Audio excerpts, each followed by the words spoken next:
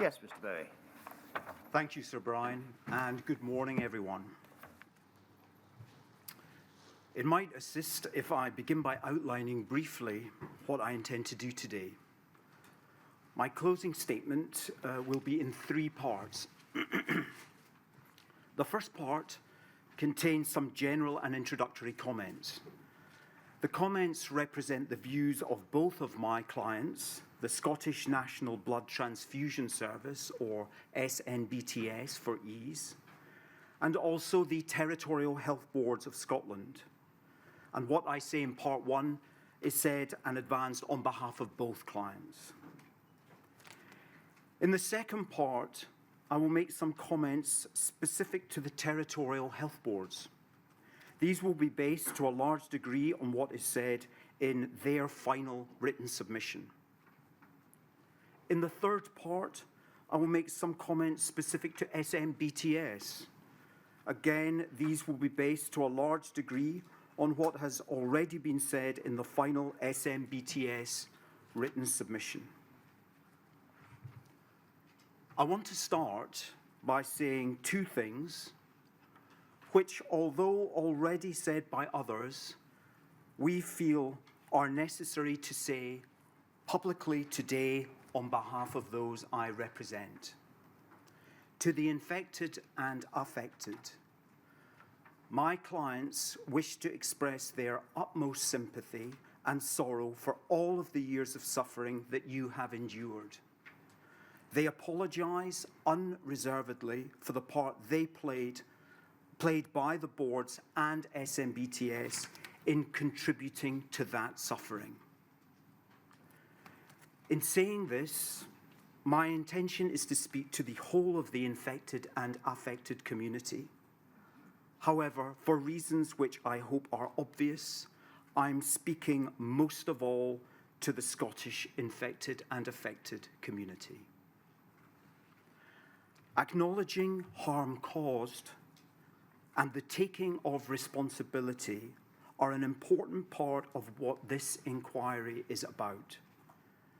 As I will come on to explain, they are also significant themes running through much of what I'm going to say today. My clients would also like to thank you, sir, counsel to the inquiry, and the rest of your team for your conspicuous attention to your difficult task over the past 4 years.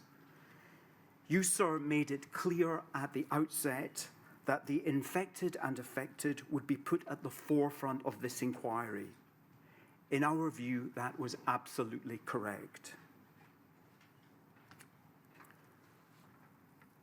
Beginning then with the first day of this tranche of the hearings and the first closing statement that we heard, that was given by Mr. Snowden, Stephen Snowden, KC, who posed during his closing submission, by way of a challenge, 6 questions to which his clients wished to be given the answers. Not least of which was a question which asked, what went wrong? Let's have that detail. We refer to this because we do believe that Mr. Snowden's sharp framing of the issue in this way was legitimate, at least from my clients' perspectives, in relation to their own actions at the material times. The question, what went wrong, is fundamental and has to a large degree informed my client's approach to this inquiry and specifically to our written submissions and closing statement. Before turning to that vital question, I would like to begin by making some further brief comments about who I represent and what I'm going to do today. As I've indicated, I represent the Territorial Health Boards of Scotland. They're sometimes referred to as the Regional Health Boards because there is one health board for each geographical region. There are 14 boards, of which Lothian Health Board and Greater Glasgow Health Board are the 2 largest. Those 2 boards alone are both significant providers of healthcare in the UK. Every board is led by a chief executive. Collectively, the 14 health boards represent one of my clients. I also represent SMBTS, the Scottish National Blood Transfusion Service. SMBTS is a directorate of National Services Scotland. The organisation has a CEO, and its senior management includes its director, Professor Mark Turner, who is here today. You will see that we have filed 2 written submissions, one on behalf of the boards and the other on behalf of SMBTS. It may be helpful to know that the 2 final written submissions were prepared independently of one another. That reflected the fact that the organisations, although part of NHS Scotland, have different management and are separate legal entities. Moreover, for all practical purposes, they are separate organisations. They have also addressed different issues in their submissions, reflecting the fact that the organisations have different functions and different responsibilities. For SMBTS, it was important that the organisation speak as directly as possible, not only to the infected and affected, but to everyone affected by and having an interest in SMBTS's work. For that reason, Professor Turner wrote the final submission with the assistance of the other current senior management of SMBTS. The Health Board submission was prepared by me and my colleague Barney Ross, with significant input from the boards. The final draft of the board submission was approved at the chief executive level of each of the boards. That being the case, the opinions expressed in the board's written submission reflect the unanimously held views of all 14 of the most senior personnel within the boards. In short, all of the views expressed have been endorsed at a high level of the NHS in Scotland. Moreover, all of the views expressed are advanced on behalf of NHS Scotland. I should say that Professor Turner from SMBTS is in attendance today, as I've stated, and will be here for the duration of today's hearing. He would be happy to speak to you, sir, or anyone from your team, or indeed anyone in the public gallery, and answer any questions. Professor Turner is behind me. Similarly, senior representatives of Lothian Health Board and Greater Glasgow Health Board are here today. Ms. Tracy Gillis is a consultant surgeon and also the current medical director of Lothian Health Board. And also here on behalf of Greater Glasgow Health Board is Elaine Van Hagen, who is the current director of corporate services and governance. I now want to move on to make some general comments about what SMBTS and the boards have set out to do in this inquiry. Firstly, I can say with absolute sincerity that the senior management of both the boards and SMBTS have from the outset viewed this inquiry as being of the utmost importance. They became core participants and also engaged with the inquiry legal team at an early stage. They instructed their legal team to attend regularly at the hearings. At various points, senior employees of both the boards and SMBTS came down from Scotland to attend the hearings. The organisations have always tried to engage positively with requests made by your team, sir. It's hoped that the contribution they have made to the inquiry will be viewed in that way. The second thing I'd like to say is that in this inquiry, we have listened carefully, particularly to the infected and affected community. As the boards acknowledged in their June submission, that is something they have not always been successful at doing in the past, particularly in the Penrose inquiry. We recognise and understand the depth of feeling amongst the infected and affected about the Penrose inquiry. We are also conscious that we cannot turn back the clock. However, what we can do, and what we have endeavoured to do, is to come to this inquiry with an open mind and to listen with respect to what the infected and affected have to say. For both of my clients, there is a strong desire to strengthen the relationships with the infected and affected community. From their point of view, that is quite simply one of the paramount goals in participating in this inquiry. The third point I want to make is of similar importance.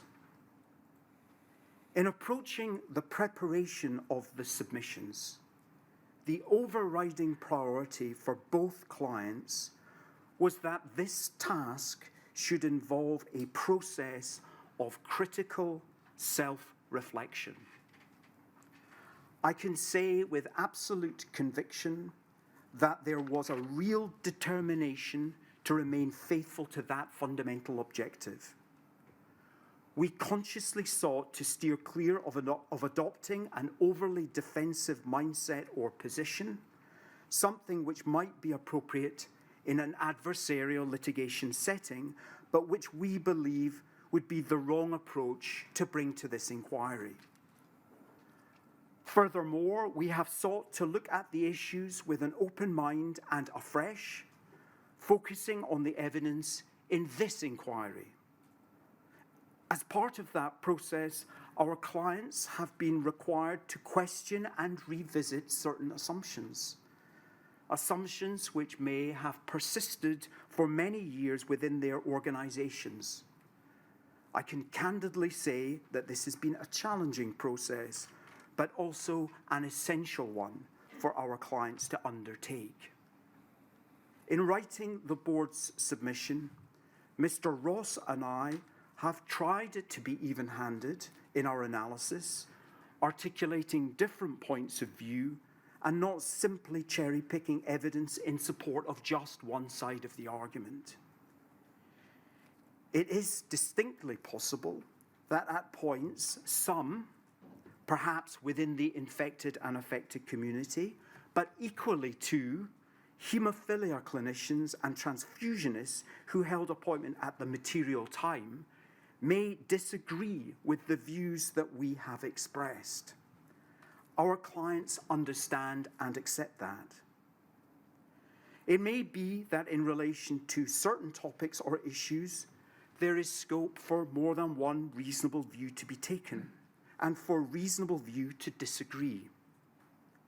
It may also be that certain issues do not admit of any straightforward or easy answers because of their complexity. That will be for you to decide, sir. Of course, it may be, given the passage of time, it will be difficult in relation to certain matters to come to a firm view. Given the complexity of the evidence and the lapse of time, there were topics where our clients, frankly, found it difficult at points to decide on the appropriate conclusions. These are issues that you will need to grapple with, sir. However, notwithstanding the foregoing, we stand by the conclusions we have reached on the matters considered in our written submission. The fourth point, and this goes back to the comments made at the start about Mr. Stephen Snowden KC's searching question, what went wrong? Let's have the detail. And what I can say is, having carried out a process of critical self-reflection, we have sought to identify, acknowledge and describe in each written submission specifically where the boards and SMBTS considered they fell short of the standards that patients, and the public were entitled to expect.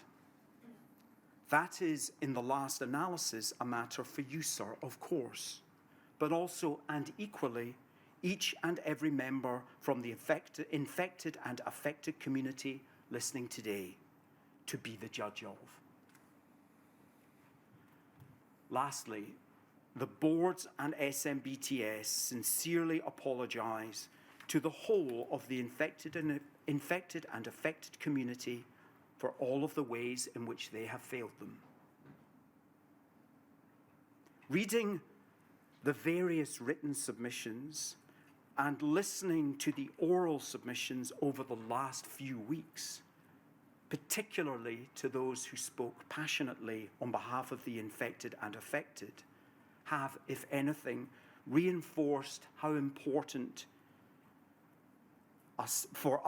how important a specific, sincere, and fulsome apology is. The importance of what I've said can be viewed from a number of different perspectives, and it's perhaps worth pausing and reflecting on that. First, from the perspective of the wider public interest, it's patently in everyone's interest that there is no recurrence of this tragedy. Secondly, from our clients' own internal organisational perspectives, it is recognised that although we are dealing with events from decades ago when the clients' organisations looked very different then as compared to now, it is nevertheless valuable to look to see if any further lessons remain to be learned from the past. That requires an honest and frank assessment of what happened in the past and what went wrong.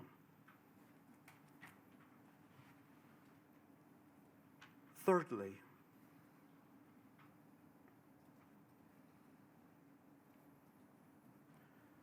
from the perspective of assisting you, sir, to reach the correct conclusions in your report, it is self-evident that you are more likely to be successful in that if you are as informed as you possibly can be. That being so, we believe that it is in everyone's interest that we provide you with our considered views on relevant matters, even if those views do not always reflect well on our clients' organisations. That seemed to us to be implicit in what you asked core participants to do when preparing submissions. It might also be said that as a public body, we are under a duty to do so.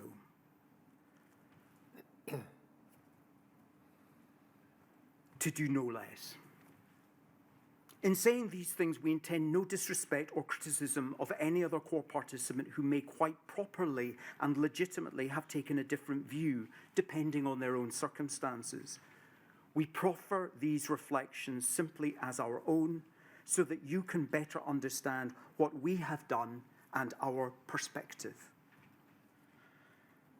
Finally, and I hope this goes without saying, when we say that things went wrong and apologise for our mistakes, we do not presume or intend in any way to preempt your own findings on any of those matters.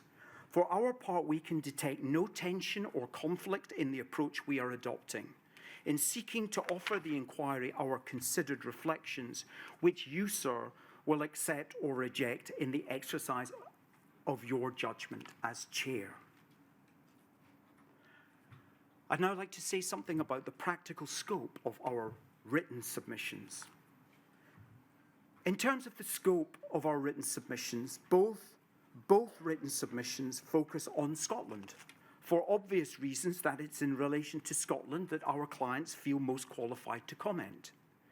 We leave it to other organisational core participants to comment from an organisational perspective on matters pertaining to the other parts of the UK, as they are manifestly better qualified to do so.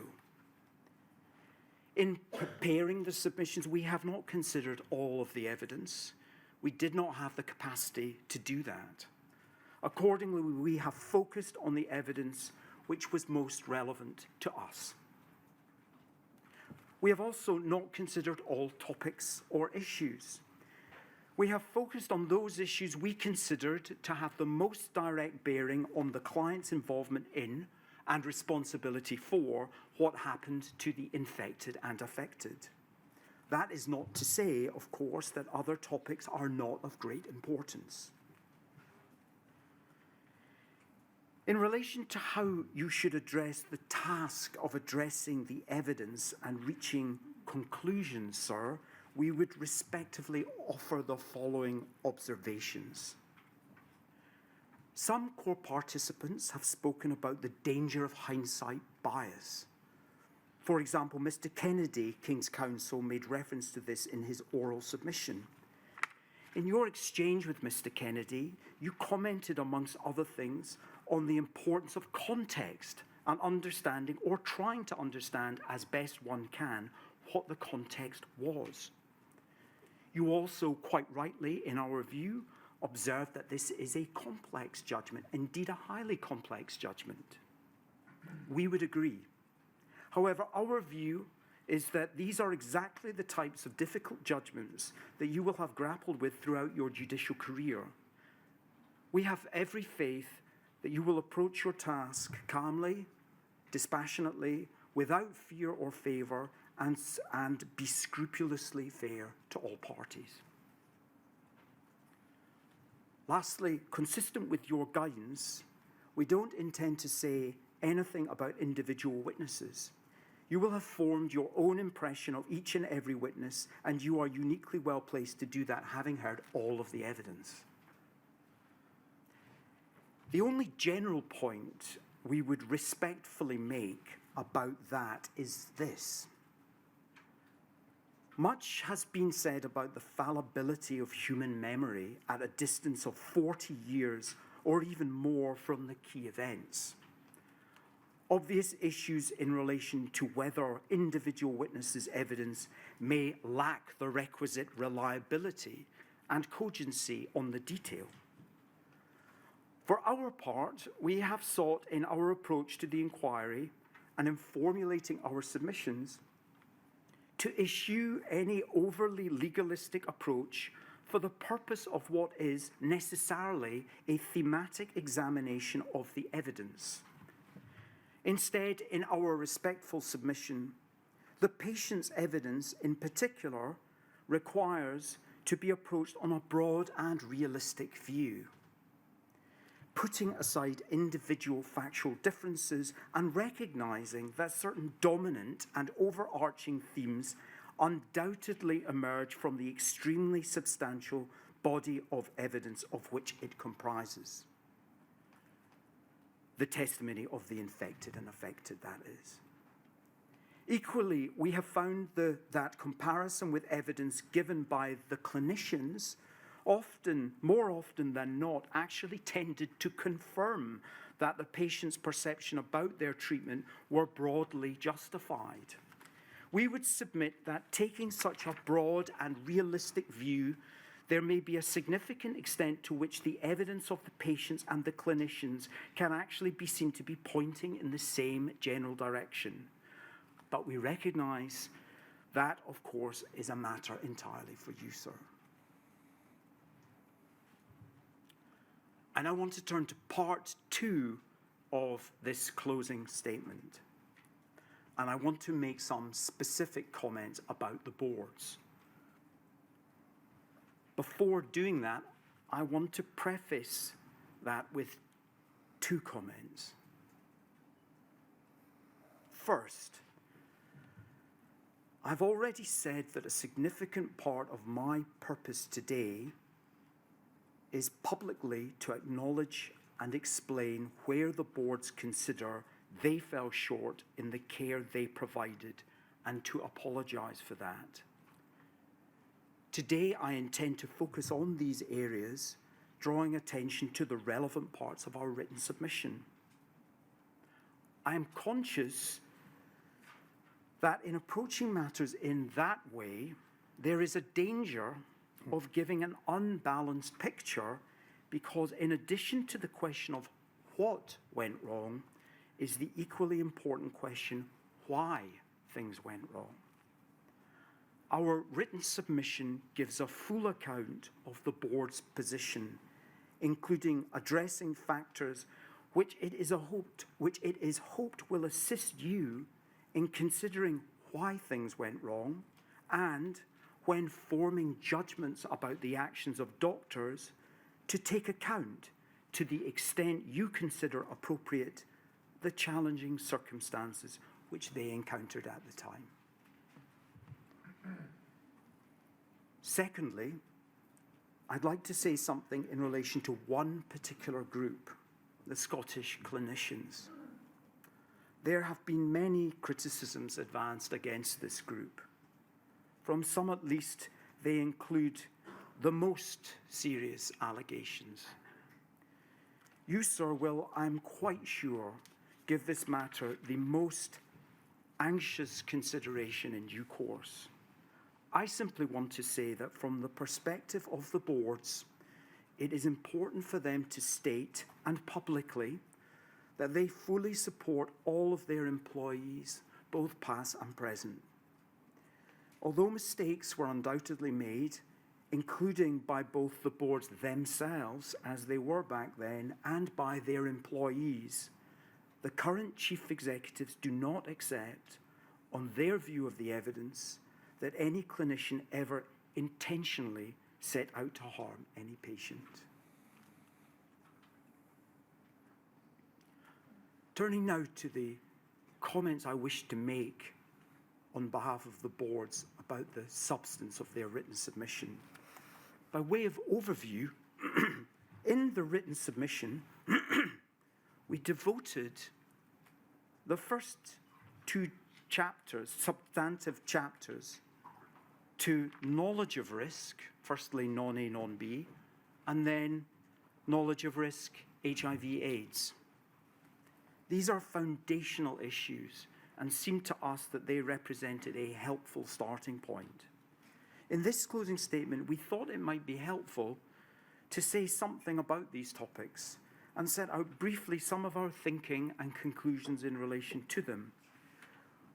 We then have a chapter addressing consent in the written submission, and finally 2 chapters addressing what we have described as response to risks of viral infections and response to infections. And finally, in the last chapter, we address recommendations. I'm going to say something about all of these chapters today, but it will be relatively high level. So beginning then with knowledge of risk, non-A, non-B, which is chapter 2 of the written submission.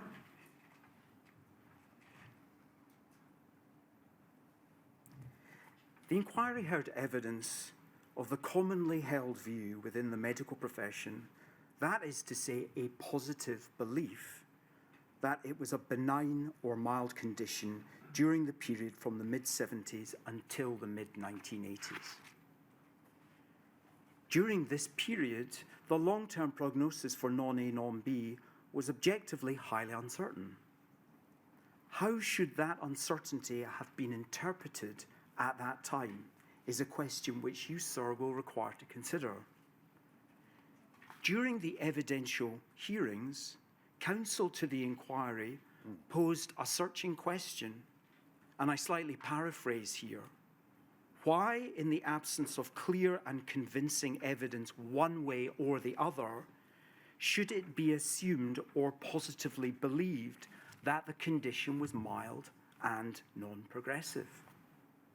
And it respectfully seems to us that that was not only a searching question, but a fair one, standing that there was, at least by 1980, a body of emerging evidence, including biopsy studies, raising the possibility that the long-term prognosis of the disease might not be mild and non-progressive, at least in some patients. We have to say that having reflected on this, it is not clear to us that there is any satisfactory answer to this question.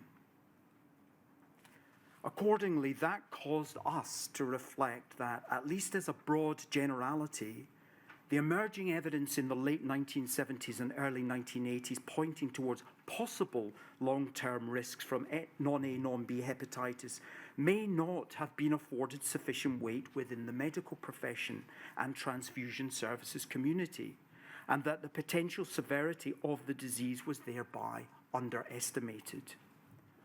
Why was that?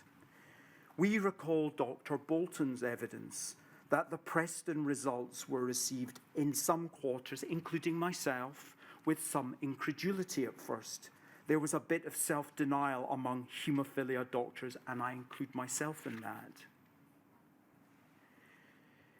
You will have seen, sir, that in the written submission, we dwelt somewhat on the proceedings of the International Symposium, Unresolved Problems in Haemophilia, held in Glasgow in September 1980, and the book publication which followed thereafter. The book publication, you will recall, sir, contained not only the academic papers, but also transcripts of discussions that took place during the symposium. All of that material was in one place. We suggest that you may find that the symposium provides a helpful reference point as to the state of knowledge within that clinical specialism at that time. The symposium was held in conjunction with the UK HCDO, AGM, and therefore those haemophilia centre directors present may reasonably, it seems to us, be taken to have been aware of what was discussed. You will recall in particular the contribution of Dr. Howard Thomas, a consultant hepatologist at the Royal Free Hospital, London, who observed that 42% of patients studied under biopsy were found to have chronic active hepatitis. And he said, although the prognosis of this lesion following non-A, non-B hepatitis was unknown, a similar lesion associated with chronic B hepatitis virus infection is progressive and in a proportion of patients ultimately results in the development of cirrhosis and its attendant complications. That none of his patients had yet developed cirrhosis was of limited comfort to him. The lesion of chronic active hepatitis is a progressive lesion, and one would, in a proportion of these patients, expect an element of fibrosis and ultimately cirrhosis. The fact that many of those affected were young patients, that the lesions could take 20 to 30 years to progress, and that the proportion of patients infected was thought to be high, 60 to 80%, led Dr. Thomas to predict it will be an enormous problem when it happens. That was what the haemophilia centre directors were told at this symposium.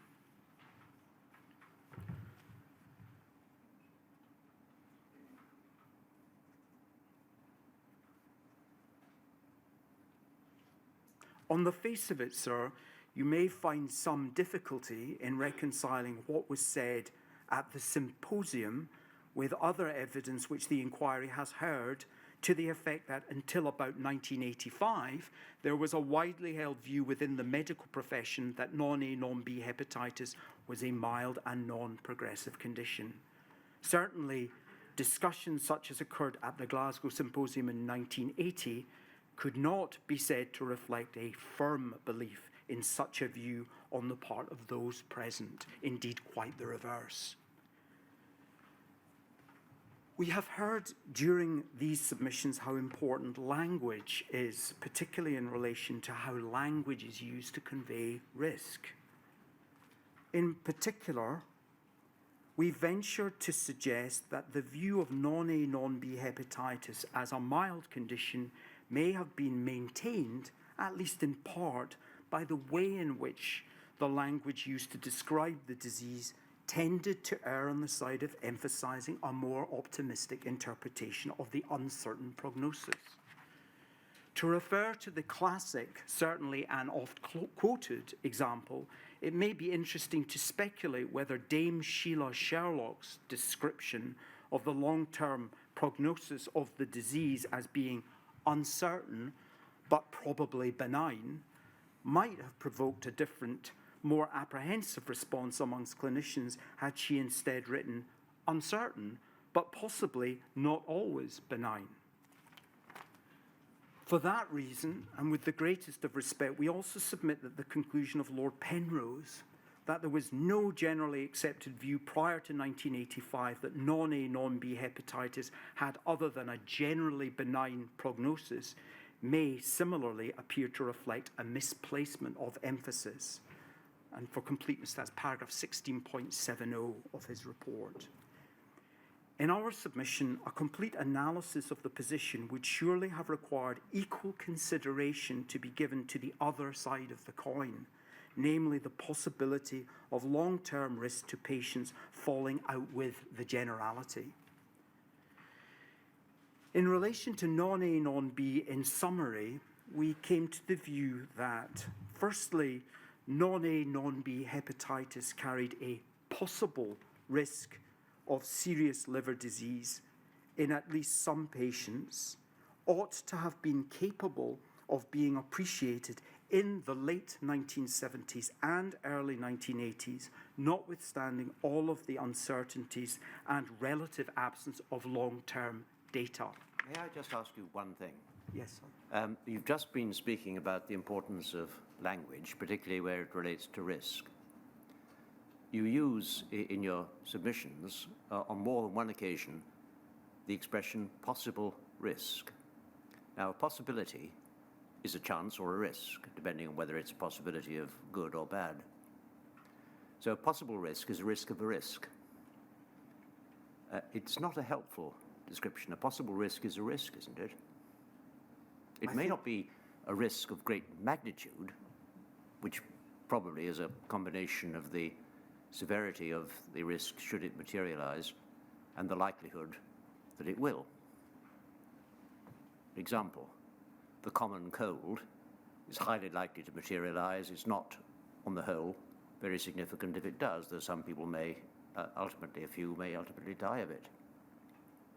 On the other hand, a risk of cancer arising, let us say, from the use of particular chemicals may be very serious should it arise, or even though it may not be very likely to do so. You'd say in the first case it's a small risk, you might say in the second it's a large risk, but you wouldn't say it's a possible risk. It's a risk, isn't it? It's a question of terminology. I think it is a question of terminology, but I think the inclusion of the word possible is important because I think the use of the word possible connotes the fact that things were not clear-cut. That was the word. If I may be incorrect about this, but that was the word that was used by counsel to the inquiry in asking the questions of possible risk, and certainly I thought that was appropriate because it conveys the fact that, if anything, the risk is lower. So the intention is really to convey the uncertainty about it rather than the size of it, should it be there? I think it could potentially conveys both, because if a risk of itself is a way of conveying the fact that something might or might not happen. You can have a 50, if traditionally, as I understand it, if there's a more than 50% risk of something happen, the law takes the view that on the balance of probabilities, the matter is proved. If it's under 50%, then you don't reach the on the balance of probabilities threshold. Well, the legal process is retrospective, isn't it? It's looking to see, in respect to the past event, is it more than 50% likely that this caused that? But the risk we're talking about is risk which at the time was seen prospectively. Maybe the way I can answer it, Sir Brian, is, and I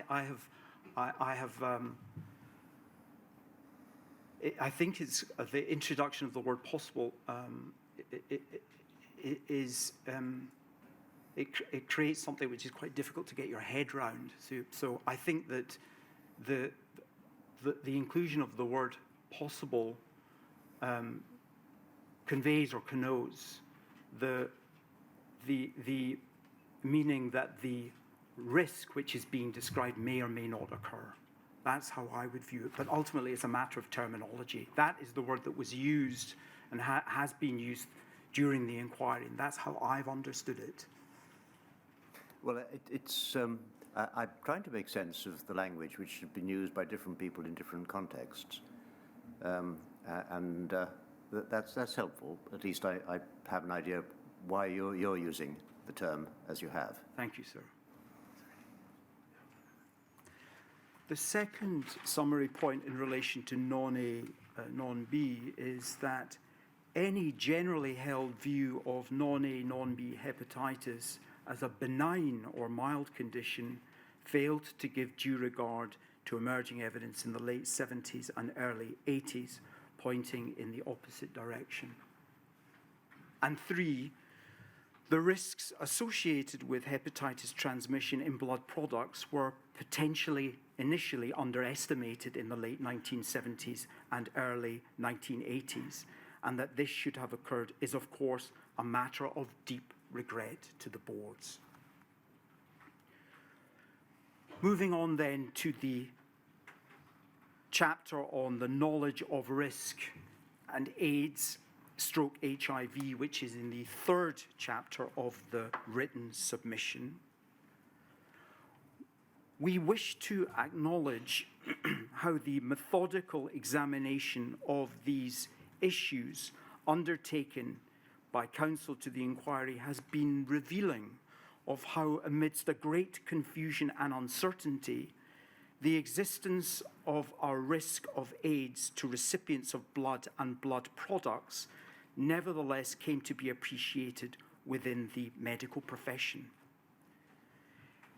In our submission, the evidence established fairly clearly that by around January 1983, it had come to be appreciated that AIDS was probably transmitted by blood and blood products, and by that time in Scotland, realised that Scottish haemophilia patients were potentially at risk of developing AIDS as a result of their treatment with blood products, but that the level of risk to patients from AIDS was generally assessed to be low. However, with hindsight and given what transpired, it is clear that the gravity of the emerging risk was severely underestimated. One of the subsequent questions that the boards have reflected upon, and which you, sir, will require to grapple with in due course, is whether the nature and gravity of the risk to haemophiliacs and blood transfusion recipients in Scotland was appropriately assessed by clinicians at that time based on the information that was then available. This, we submit, is a difficult question, as there were a number of factors which may reasonably have supported such an assessment, perhaps most importantly, and when I say such an assessment, I mean a low assessment of risk, perhaps most importantly, the fact that Scotland was by that time largely self-sufficient in blood products for haemophilia treatment, and its subsequent low reliance upon concentrates imported from the USA. However, it would also be fair to observe that risk factors for AIDS associated with men having sex with men and intravenous drug use were obviously known to exist within the general population of Scotland at that time. Having regard, for example, to the limitations of donor selection policies and the absence of any screening test, it would arguably have been naive to assume that the disease would not enter the Scottish donor population.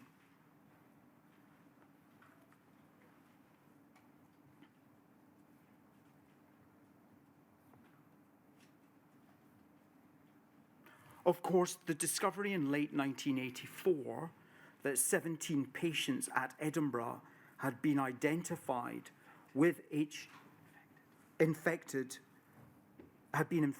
with HIV by SMBTS concentrate proved that the risk to haemophiliacs in Scotland had been underestimated.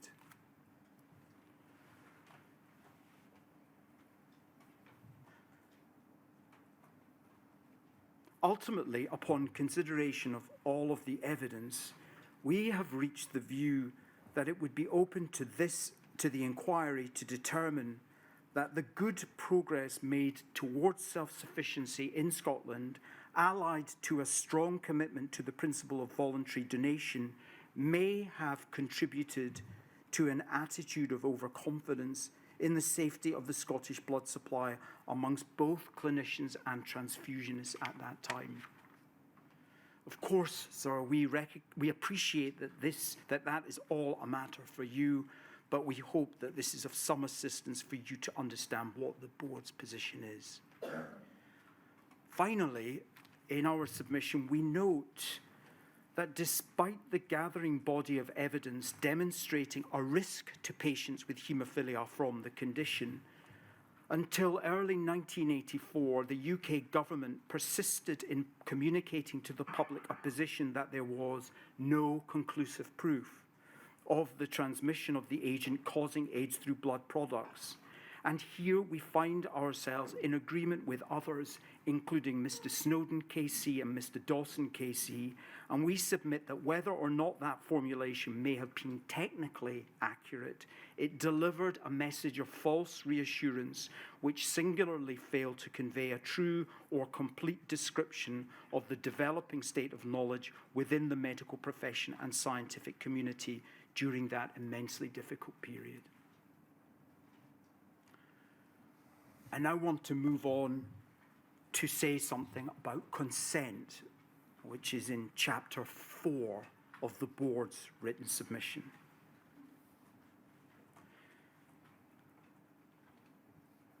In our submission, the evidence heard by this inquiry serves as a valuable reminder to those working within the NHS today of the vital importance of respect for the principles of informed consent.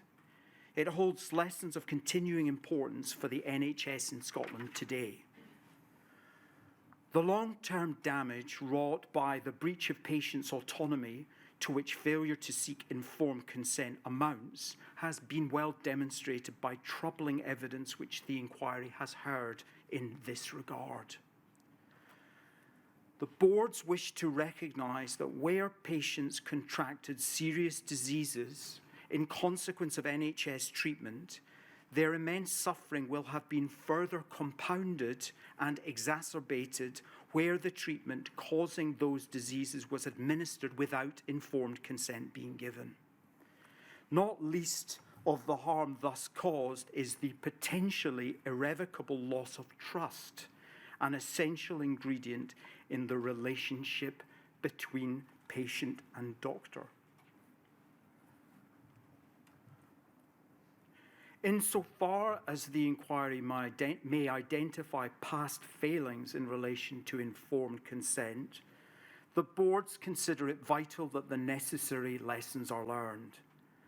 The fact that significant improvements have occurred in relation to guidance and clinical practice in the interim does not diminish the value of those lessons or justify any degree of complacency on the part of the NHS in Scotland today.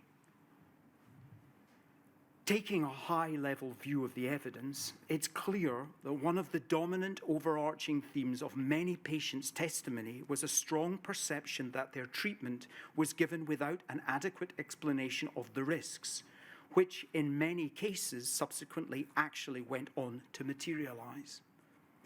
Equally, consideration of the evidence given by the clinicians tends to confirm that such perceptions were in important respects justified.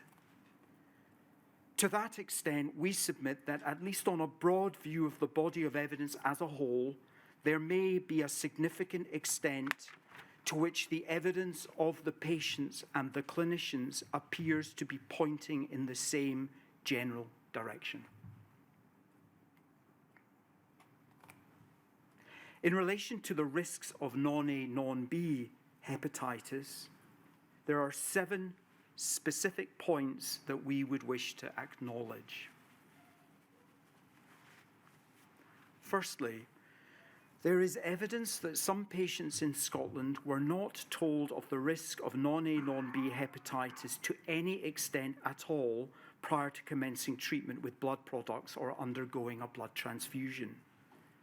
In certain instances, this may have reflected the fact that the treating clinicians were themselves unaware of the risk. The absence of discussion of risks will certainly have applied to those prescribing blood transfusion, in relation to which formal consent to blood transfusion was only developed later.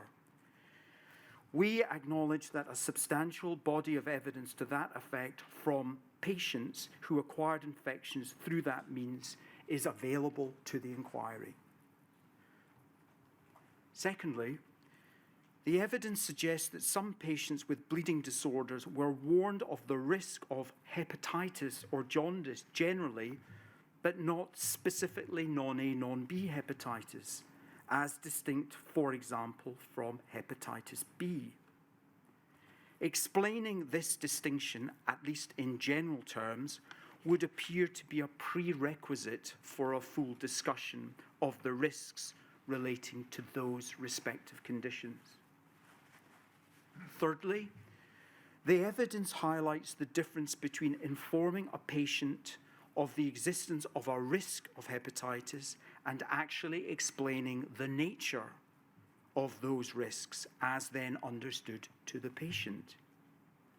Even where patients were warned of the risk of non-A, non-B hepatitis, it is not always apparent to what extent the specific risks, such as the possibility of progressive liver disease, were discussed.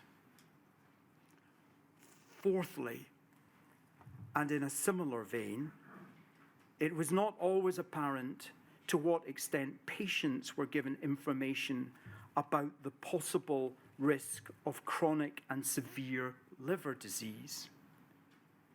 In some cases, the risk relating to chronic liver disease may appear to have been implicit in advice provided, for example, in relation to abnormal liver function tests rather than expressly stated. Fifthly, the evidence indicates that on occasion, important information was sometimes provided as an incidental aspect of a patient's routine treatment, rather than as a part of a self-contained discussion of the risks prior to the commencement of treatment. An obvious difficulty with such an approach is that by that time, the risk may have already materialized. Sixthly, on some occasions, doctors proceeded on the basis of an assumption which may have been incorrect, that patients had previously been advised of risks of treatment by their previous clinician.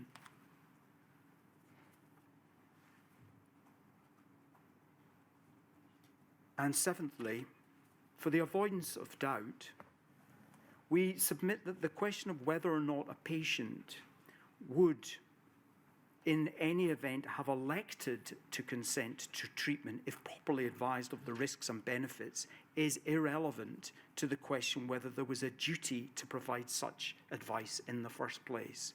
The decision to give or withhold consent to treatment was for the patient to make. I now want to make some specific points in relation to risk of AIDS and consent, and I have 7 points to make. Firstly, and to place matters in context, it is fair to observe that informing patients about the risk of AIDS prior to 1984 was an exceptionally difficult task for clinicians, standing the rapid pace of developments and the high levels of confusion and uncertainty which prevailed at that time. Secondly, sir, you have heard extensive evidence as to the confusion and uncertainty which prevailed in relation to AIDS in the early 1980s.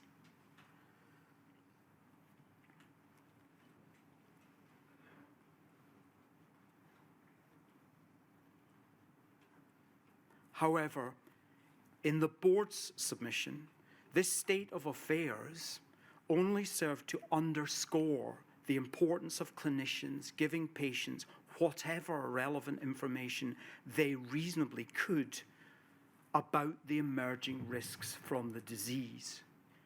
In a similar vein, the dangers inherent in any assumption on the part of doctors that patients had become aware of the risks from other potential sources of information must also be clearly appreciated. Thirdly, during 1983 and 1984, many patients with bleeding disorders were given no information about the risk of AIDS unless they raised the subject or the issue themselves. In our submission, it would surely have been better if there had been a policy in all units to proactively inform the patients of the risk of AIDS.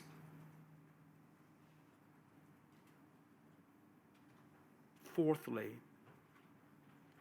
the fact that not all patients were given information on the risk of AIDS may be seen to be anomalous in circumstances where by June 1983, the Scottish Blood Transfusion Service was publishing leaflets warning doctors in Edinburgh, donors in Edinburgh, not themselves at risk, that AIDS could almost certainly be transmitted by blood products. Fifthly, such information would have been a prerequisite to enable the patient to make an informed decision about whether to commence or continue with treatment. Sixthly, such advice as was given to patients in relation to AIDS on occasion reflected an attitude of paternalism. To take one self-evident example, an advice sheet prepared for patients in Edinburgh and Glasgow said, "Remember that you must continue to treat yourself with the concentrates as the risks are much greater of bleeding than of contracting the rare disease of AIDS." Seventhly, it appears that many patients may not have been counselled in relation to alternative or variant treatments to concentrate therapy, such as cryoprecipitate. In the case of York Hill Hospital, prior to the arrival of Professor Han, parents were not given any choice of alternatives to commercial concentrate, such as SMBTS concentrate or cryoprecipitate. And insofar as there is evidence indicating that some patients may have expressed preference for commercial concentrates due to convenience factors, that clearly has to be considered in the context where they had not been advised of the risks in the first place. For all these failings, which I have described, and to all those patients who have suffered harm as a result of being given treatment without their informed consent, I am instructed by the boards to tender their apology. This should not have happened, and they are sorry.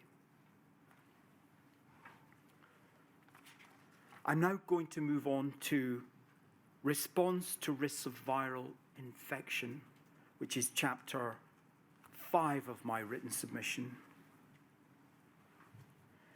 In chapter 5 of the written submission, we consider aspects of the board's response to the emergence of viral risks and the rationale for the haemophilia treatment policies pursued, in particular the prescription of factor concentrates as a primary treatment for the management of haemophilia. At the outset, I should say in all candour, and to be absolutely clear, that we do submit that the clinicians' increasing use of NHS factor VIII concentrate in preference to cryoprecipitate for the treatment of severe haemophilia A from the early 1970s onwards was a reasonable and justified approach on their part. And we say that not only because of the evidence as to its superior clinical efficacy, ease of use and the obvious benefits experienced by patients from concentrates, but also considering that prior to the emergence of AIDS in 1982, hepatitis was understood to constitute the main viral risk from factor concentrates, and it was well understood that in the longer term, frequent treatment with cryoprecipitate was also ultimately likely to result in infection with non-A, non-B hepatitis, based on the prevalence of the disease within the donor population. In this respect, it might be said that the clinicians and patients were faced with something of a Hobson's choice. We recognise that on this issue we may find ourselves in disagreement with the submissions of others, and plainly this is a matter for you, sir, to adjudicate upon. We also recognise, of course, that the treatment of mildly infected and infected and previously untreated patients raises discrete issues which we discuss in the written submission. In our submission, the response to the emergence of the risks of AIDS in haemophiliacs in late 1982 raises different and in some respects more difficult and anxious questions. In particular, the inquiry has rigorously examined the question of whether cryoprecipitate should have been used in preference to concentrates for treatment of haemophilia A, even as an interim measure to forestall infections with HIV after the risk first became apparent. That is a major question upon which there may be scope for reasonable people to debate and disagree. Again, that will be something for you to resolve in due course. We acknowledge that the possibility of significantly increasing the use of cryoprecipitate rather than reducing it was a potential option which merited at least anxious consideration.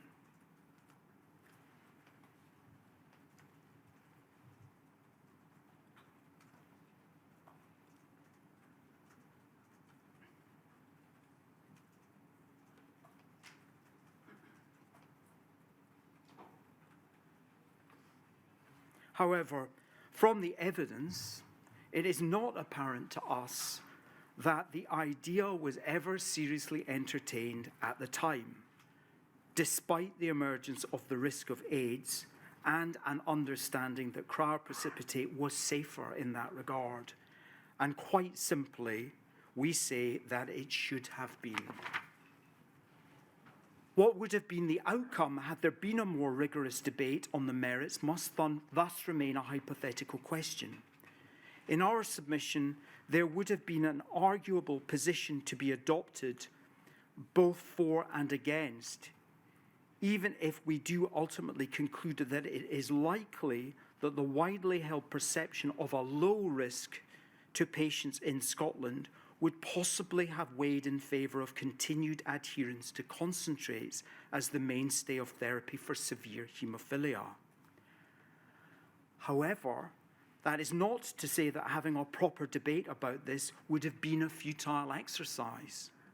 Apart from anything else, and going back to my earlier submission about shortcomings in relation to consent, it's reasonable to suppose that this might have led to more extensive discussion with patients about the risks and benefits of alternative treatment options. And so it is their failure to properly consider whether a significant change of approach to haemophilia treatment might be merited in the face of the emerging risk of AIDS, which is a matter of regret to the boards, and is something which requires to be the subject of further apology today. And we have to accept, as we say in our written submission, that one possible inference suggested in the evidence may be that their earlier experience of the benefits of concentrate treatment caused some haemophilia clinicians to develop a strong commitment to that form of therapy, such that any change in course became difficult for them to countenance. There are two other specific matters which it's appropriate to address in this section, sir. One is the Royal Hospital for Sick Children at York Hill, and the other one is 8Y. I don't know if you would prefer to take a break or for me to.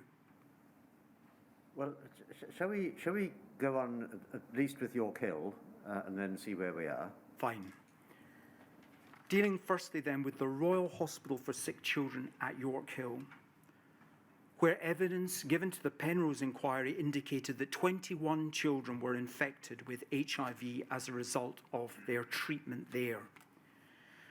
We say quite simply that the policy of instituting prophylactic home treatment for children using almost exclusively imported commercial concentrates cannot be sustained.